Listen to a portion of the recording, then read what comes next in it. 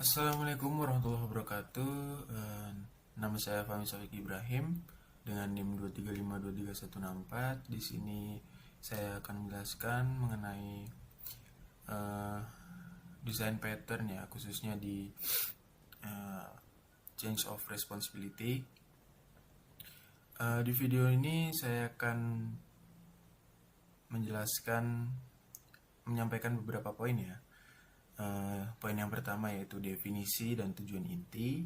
Poin yang kedua yaitu komponen utama. Poin yang ketiga contoh dunia nyata. Poin yang keempat kelebihan dan kekurangan. Baik, kita langsung saja masuk ke poin yang pertama yaitu definisi dan tujuan inti. Change of responsibility adalah pola desain perilaku atau bisa disebut behavioral pattern yang memungkinkan Anda meneruskan permintaan di sepanjang rantai objek penerima.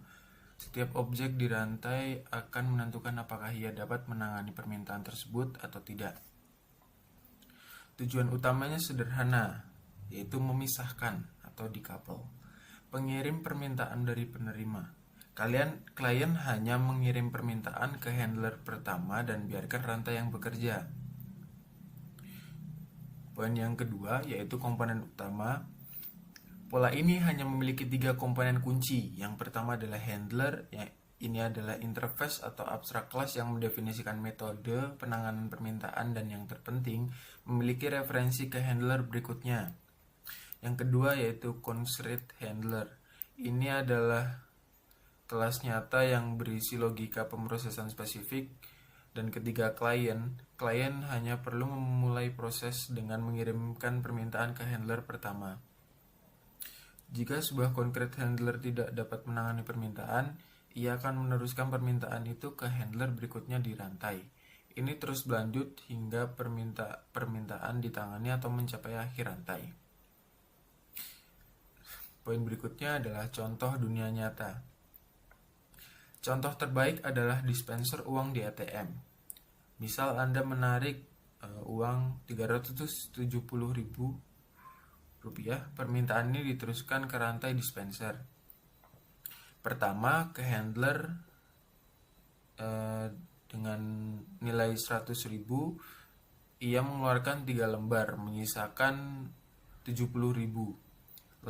Ia lalu meneruskan sisanya ke handler 50.000. Handler ini mengeluarkan 1 lembar, menyisakan 20.000. Sisanya diteruskan lagi ke handler 20.000 yang menyelesaikan permintaan dengan 1 lembar.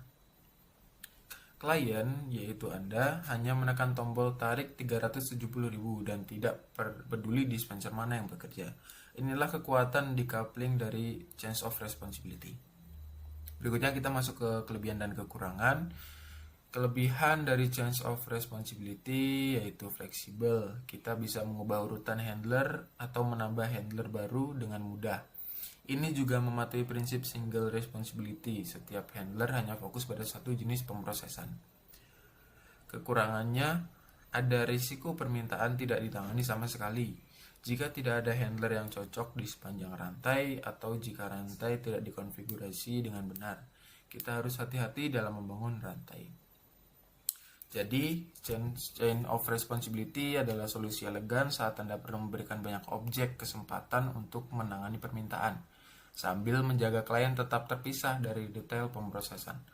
Pola ini banyak digunakan di middleware autentikasi, logging, dan validasi data. Terima kasih telah menonton.